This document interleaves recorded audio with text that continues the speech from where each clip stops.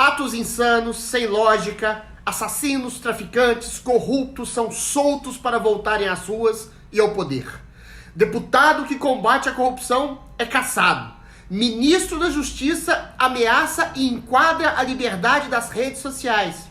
STF permite que loucos, homicidas e maníacos saiam dos hospícios para a sociedade.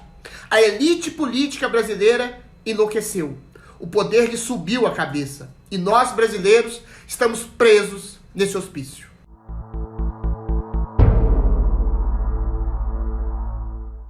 A megalomania da junta ditatorial do país chegou a níveis nunca antes imaginados.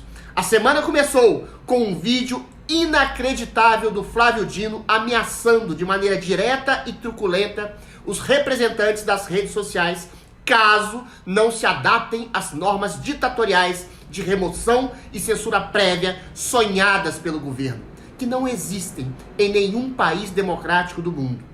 O ministro diz cruamente que tomará as devidas medidas coercitivas. Vejam a cena inacreditável. Eu não estou interessado nos termos de uso dos senhores. Não me interessa. Sabe por quê? Porque os senhores podem mudar. Hoje, amanhã, depois da manhã. Ponto. Isso está decidido. A partir daqui, se os senhores não mudarem, arque com as consequências. Nós não vamos deixar uma epidemia de assassinato em escola por causa dos termos de uso do Twitter. Não são os senhores que interpretam a lei no Brasil. Não são, não serão. E eu sei que os senhores sabem disso. E eu me refiro a todas as plataformas. Esse tempo da autorregulação, da ausência de regulação da liberdade de expressão como valor absoluto, que é uma fraude, que é uma falcatrua, esse tempo acabou no Brasil. Acabou. Foi sepultado. Tenham clareza disso. Clareza definitiva disso. Se os senhores não derem respostas que nós consideramos como compatíveis e ajustadas, nós vamos tomar as providências que a lei determina. Isso, as senhoras e os senhores viveram o processo eleitoral de 22 no Brasil. Adotem isso como referência. É o que nós faremos com os senhores. Surreal, loucura, tirana ensandecida. O ministro diz aos CEOs das redes que liberdade no Brasil não é valor absoluto. Ameaça fazer o que fizeram com perfis apagados, censurados à época das eleições. O ministro ameaça apagar as redes, Facebook, Instagram, Twitter, o Telegram, o próprio Google. É isso mesmo? Capciosamente compara assassinos de crianças a pessoas que, na sua percepção, cometeram crimes de opinião para poder censurar livremente ao bel prazer do governo. Agora, censurar não apenas pessoas, mas a internet inteira. A que nível chegou a megalomania enlouquecida de um governo que berra para se tornar uma ditadura total no Brasil e perante o mundo inteiro? A semana da loucura não parou por aí. O TSE, modelo ditatorial persecutório e censor do ministro Dino, cassou o mandato de Deltan Dallagnol, um dos heróis da Lava Jato que combateram a corrupção no Brasil, por uma questiúncula jurídica, porque respondia a uma acusação judicial quando acusou Renan Calheiros de ser corrupto. Por questiúnculas jurídicas, cassaram o mandato de Dallagnol, um herói que combateu firmemente a corrupção no país. Por questiúnculas jurídicas, soltaram Lula, ícone do maior escândalo de corrupção do Brasil, para elegê-lo presidente. Pessoas no Brasil são presas por opinião e soltas por corrupção. Insano, leviano. Não há caminho para a democracia em um país que prende um herói da justiça que combate a corrupção e num país que solta corruptos notórios para voltarem ao poder. A corrupção moral tomou conta do poder no Brasil. O povo teve seu mandato cassado na pior ditadura da história brasileira. Com a palavra, o próprio injustiçado pela tirania ensandecida do poder judiciário brasileiro. O que aconteceu ontem no Tribunal Superior Eleitoral é muito simples. Inventaram uma inelegibilidade imaginária para me caçar. Hoje, o sistema de corrupção, os corruptos e os seus amigos estão em festa. Gilmar Mendes está em festa. Aécio Neves está em festa. Eduardo Cunha está em festa. Beto Richa está em festa. A verdade é uma só. Eu perdi o meu mandato porque eu combati a corrupção. Hoje é um dia de festa para os corruptos e é um dia de festa para Lula.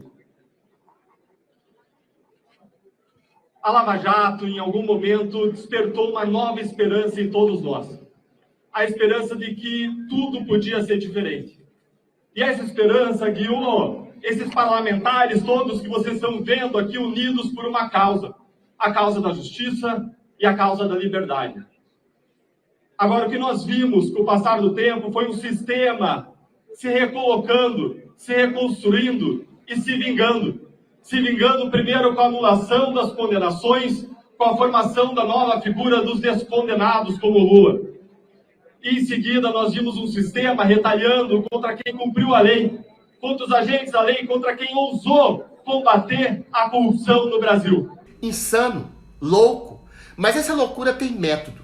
Acusar quem combateu a injustiça e a corrupção é o método de um establishment corrupto que se organizou e voltou ao poder em 3 tentáculos: executivo, judiciário e mídia. Sim, a grande mídia, quer seja por ideopatia ou interesse financeiro, também alimenta um discurso da inversão da realidade, para poder atacar quem faz justiça do Brasil e louvar quem persegue, censura, prende e massacra a verdadeira democracia do Brasil.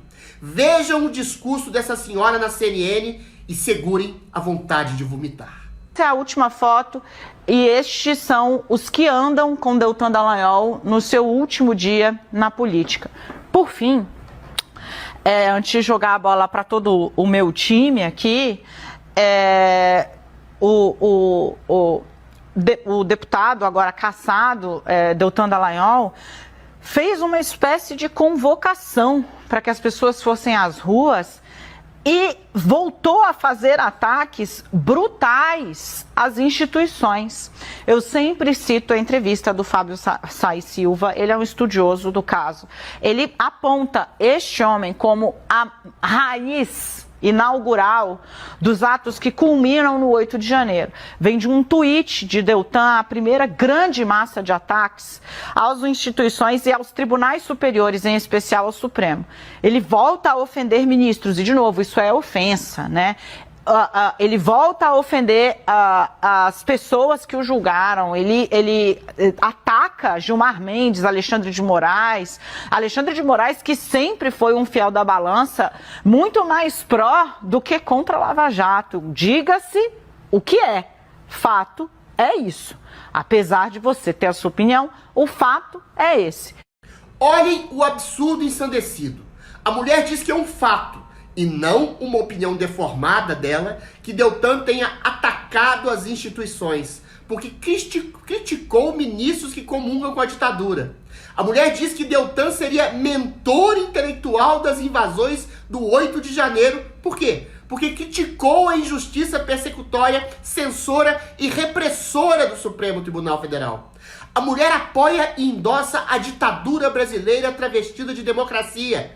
É a diabólica e enlouquecida trindade do mal que destrói a República Brasileira. Judiciário, executivo e grande mídia. É a ditadura moderna que se traveste de democracia como um estuprador que estupra e diz que ama a sua vítima, com o endosso do discurso invertido da grande mídia cúmplice. Um epílogo que sintetiza o hospício ditatorial em que vivemos hoje no Brasil. O STF vai acabar de vez com os manicômios do Brasil. Com isso, loucos perigosos, assassinos, maníacos, perversos voltarão às ruas. A lógica da esquerda é essa. Não existe gente doida. Tudo é fruto da crueldade social que chama de doido todo aquele que não se adapta às regras sociais. A mesma lógica é invertida com bandido. Criminosos seriam vítimas sociais, coitadinhos. Uma lógica perversa da justiça brasileira que deixa loucos e criminosos soltos, premia corruptos com poder e caçam, perseguem quem tenta fazer o bem para o Brasil. Loucos são os que hoje ocupam o poder no Brasil, que trancafiam todos nós nesse hospício ditatorial em que transformaram o Brasil. Loucos, sádicos, canalhas. Eles não querem só nos calar, querem ter o controle da mídia, querem decidir o que você pode falar nas redes sociais. Essa é a hora de nos unirmos contra a censura. A Gazeta está fazendo a sua parte para defender a liberdade de expressão. Faça você também a sua. Precisamos do seu apoio. Você vai comprovar na prática o que é jornalismo feito com a convicção na liberdade.